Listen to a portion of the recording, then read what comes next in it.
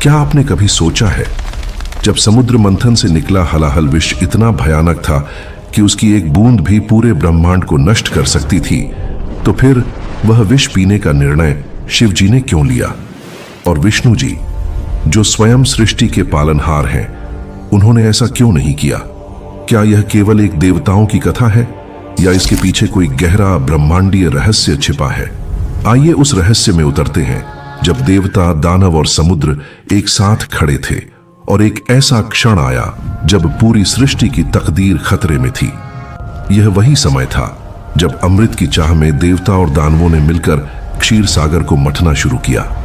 मंदार पर्वत मथनी बना और वासुकी नाग रस्सी के रूप में काम आया। देवता उसके मुंह से और दानव उसकी पूंछ से मंथन करने लगे। लहरें उफरने लगीं, समुद्र गरजने लगा और उसके गर्भ से एक एक करके अद्भुत रत्न प्रकट होने लगे। लक्ष्मी, ऐरावत, कौस्तुभ मणि, चंद्रमा और अंत में वह आया, हलाहल विष। यह विष कोई साधारण जहर नहीं था। इसकी गर्मी इतनी प्रचंड थी कि आकाश लाल हो गया, नदियां सूखने लगीं और जीव जंतु तड़प उठे। देवता भयभीत हो गए और विष्णु से प्रार्थना करने लगे, प्रभु इसे संभालिए, सृष्टि खतरे में है। लेकिन विष्णु ने शांत चेहरा बनाए रखा। उन्होंने कहा, यह केवल एक पदार्थ नहीं बल्कि सृष्टि का संतुलन है। अगर मैं इसे पी लूंगा तो पालन और विनाश का अंतर मिट जाएगा।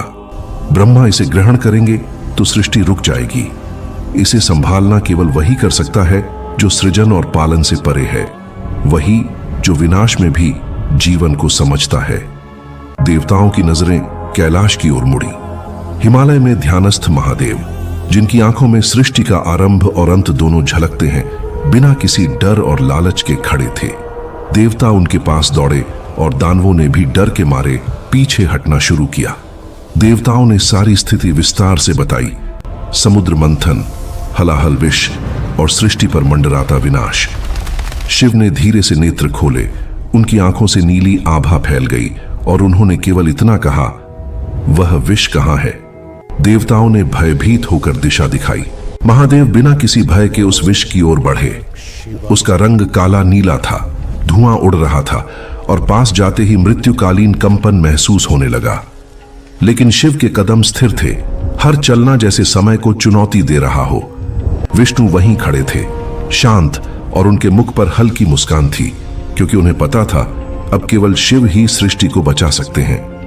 महादेव ने विष को अपने हाथों में उठाया। उसके ताप से उनके हथेलियां नीला पड़ गईं, पर उनका चेहरा अडिग था।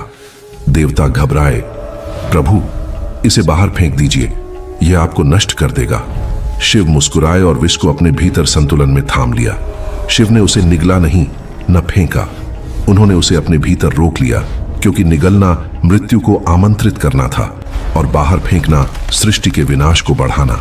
विष्णु ने इसलिए नहीं पिया क्योंकि उनका धर्म पालन करना है, विनाश करना नहीं। और शिव, जो सृजन, पालन और विनाश सभी से परे हैं, वही उस विष को अपने भीतर समेट सकते थे। उनके कंठ का नीला रंग आज तक उनका नीलकंठ स्वरूप कहलाता है। इस घटना ने सभी देवताओं को सिखाया कि सच्ची शक्ति केवल विनाश को रोकने में नहीं बल्कि उसे संतुलित करने में है। विष केवल बाहर का नहीं, भीतर भी है। क्रोध, घृणा, भय और अहंकार, और जब इसे शिव की तरह संतुलित रखा जाए तो वही जीवन को स्थिर बनाए रखता है। शिव ने केवल सृष्टि को नहीं बचाया, उन्होंने एक ब्रह्मांडीय सिद्धांत स्थापित किया कि संतुलन ही जीवन का वास्तविक रहस्य है। जब शिव ने हलाहल विष को अपने कंठ में रोक लिया तो समूचा ब्रह्मांड जैसे थम सा गया। समय का प्रवाह ठहर गया और देवता केवल विस्मय और भय के मिश्रित भाव से उन्हें निहारने लगे। पृथ्वी की नदियां शांत हो गईं, पर्वत स्थिर हो गए, पर शिव के भीतर का ताप इतना प्रचंड था कि चारों दिशाओं में एक अदृश्य कंपन फैल गया। हिमालय की बर्फ पिघलने लगी, हवाएं तीव्र हो गईं और गंगा की धारा उनके कंठ के निकट उफन उठी। देवताओं के लिए यह दृश्य अभूतपूर्व था। उन्होंने कभी नहीं देखा था कि कोई देव अपने भीतर इतने भयानक तत्व को रोक सके। नंदी भयभीत होकर बोले, प्रभु यह ताप आपके भीतर और बाहर दोनों को नष्ट कर देगा, कृपया इसे बाहर निकाल दीजिए। तभी पार्वती वहां पहुंची। उनके चेहरे पर चिंता और करुणा के मिश्रित भाव थे। उन्होंने शिव के कंठ को देखा और कांपते हुए कहा, स्वामी यह विष आपको जला देगा।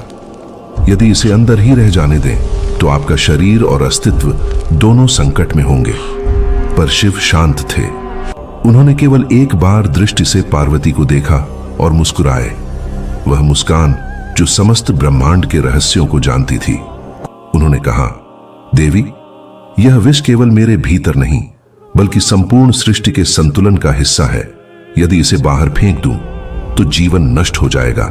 अगर मैं इसे निगल लूं तो मृत्यु का अंत हो जाएगा। इसे रोकना ही सही विकल्प है।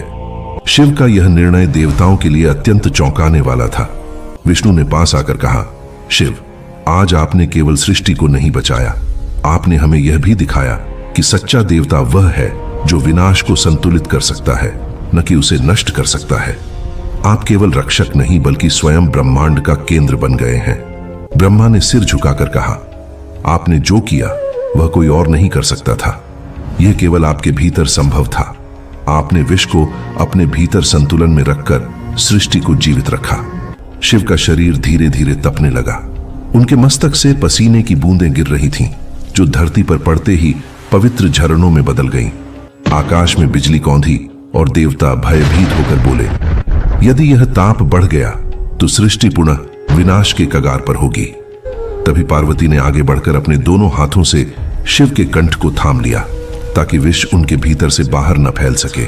कहा जाता है कि इसी क्षण पार्वती अन्नपूर्णा और शक्ति के स्वरूप में प्रकट हुई। उनका स्पर्श शिव के भीतर के विष को स्थिर कर गया और वह अब केवल उनके कंठ तक सीमित रह गया। तब देवताओं ने मिलकर एक विशाल यज्ञ किया। आकाश में पुष्प वर्षा हुई, वायु सुगंधित हो गई और समस्त देवता एक स्वर में बोले, नीलकंठाय नमः। इसी यज्ञ के दौरान शिव का रूप एक नए स्वरूप में बदल गया। उनके गले में विष का नीला प्रतीक चमक रहा था, पर उनका मुख दिव्य शांति से परिपूर्ण था। उनकी आंखें बंद थीं, पर उनमें संपूर्ण सृष्टि प्रतिबिंबित थी। विष्णु ने धीरे से कहा, शिव, यही कारण है कि मैंने इसे नहीं पिया। यह कार्य केवल आपके लिए था। केवल आप ही विष को विष न मानकर तत्व के रूप में देख सकते हैं। शिव ने कहा, ब्रह्मा, विष कभी समाप्त नहीं होता, वह केवल रूप बदलता है। जब जब सृष्टि अहंकार में डूबेगी और मानव अपने भीतर के संतुलन को खो देगा, हलाहल फिर प्रकट होगा, लालच, घृणा, हिंसा और अज्ञान के रूप में। हर बार इसे नियंत्रित करना केवल वही कर सकता है जो अपने भीतर शून्य का अनुभव करता है। विष्णु मुस्कुराए और बोले, इसलिए हे महादेव, आप काल भी हैं और कल्याण भी। आपके बिना कोई युग संपूर्ण नहीं होता।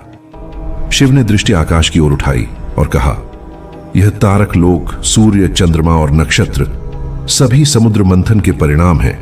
हर अमृत के साथ विष भी उत्पन्न हुआ, क्योंकि सृष्टि तभी संपूर्ण होती है जब दोनों का संतुलन हो। जो केवल अमृत चाहता है वह सृष्टि के नियमों को नहीं समझता। तभी एक रहस्यमय नीली आभा शिव के चारों ओर फैल गई। देवताओं ने देखा कि विष का प्रभाव अब दिव्य तेज में बदल गया। वह तेज कोई जलती हुई आग नहीं बल्कि एक शीतल ज्वाला थी जो हर अंधकार को शांत कर रही थी। पार्वती ने पूछा, स्वामी, यह क्या है? शिव ने मुस्कुराकर उत्तर दिया, यह उस विष का परिणाम है जिसे मैंने अपने भीतर रोक लिया। जब कोई अपने भीतर के अंधकार को स्वीकार करता है तो वही अंधकार अंततः प्रकाश बन जाता है। यही योग है, मिलन का मार्ग। देवताओं ने निर्णय लिया कि इस घटना को स्थायी रूप से ब्रह्मांड में याद किया जाए।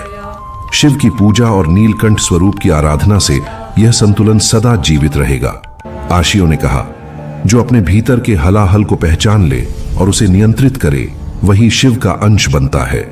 धीरे धीरे यह ज्ञान पृथ्वी पर फैल गया। कहते हैं, जब मनुष्य अपने भीतर झांकता है तो उसे भी दो तत्व दिखाई देते हैं, अमृत और विष।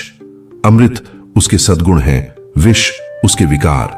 जो अपने विकारों को पहचान कर स्थिर रह सकता है वही सच्चे अर्थों में नीलकंठ बनता है। यही शिव का उपदेश था, अपने विष से भागो मत, उसे स्वीकारो, वही तुम्हें सशक्त बनाएगा।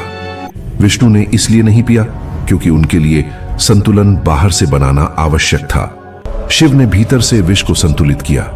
यही वह घटना थी जिसने देवताओं और राशियों को यह सिखाया कि सच्चा सामर्थ्य केवल शक्ति दिखाने में नहीं बल्कि अपने भीतर के अंधकार को नियंत्रित करने में है। आज भी हर मंदिर, हर ध्यान और हर मंत्र में यह संदेश जीवित है। हर हर महादेव। समय धीरे धीरे फिर से बहने लगा, पर शिव का नीला कंठ और विष का संतुलन अब सृष्टि के हर तत्व में अपनी उपस्थिति दर्ज करा रहा था। यह केवल एक भौतिक घटना नहीं थी, यह ब्रह्मांडीय शिक्षा बन गई थी।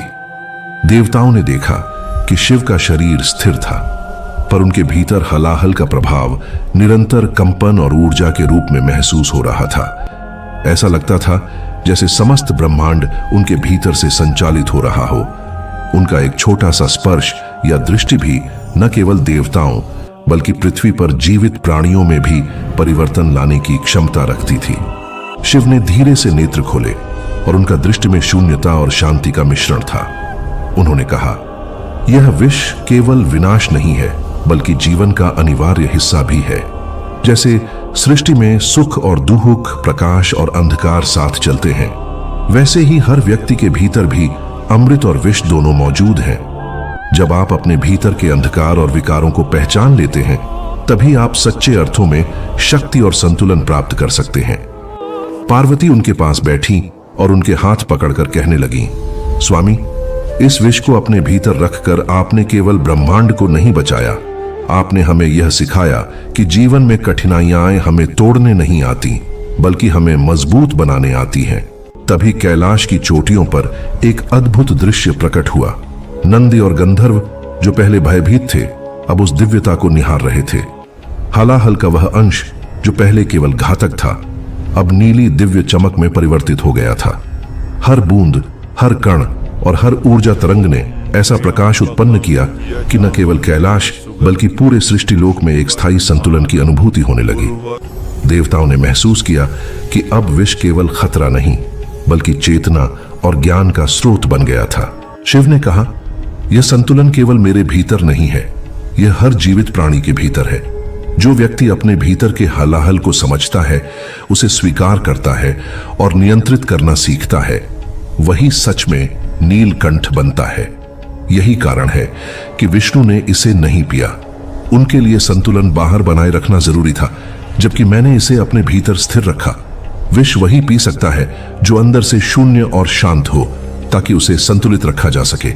यही मेरी शक्ति और योग का असली रहस्य है। देवताओं ने धीरे धीरे समझा कि ब्रह्मांड केवल शक्ति से नहीं चलता, ज्ञान, साहस और संतुलन भी उतने ही जरूरी हैं। वे सिर्फ खतरा नहीं बल्कि चेतना और आत्मा को जगाने वाला तत्व है।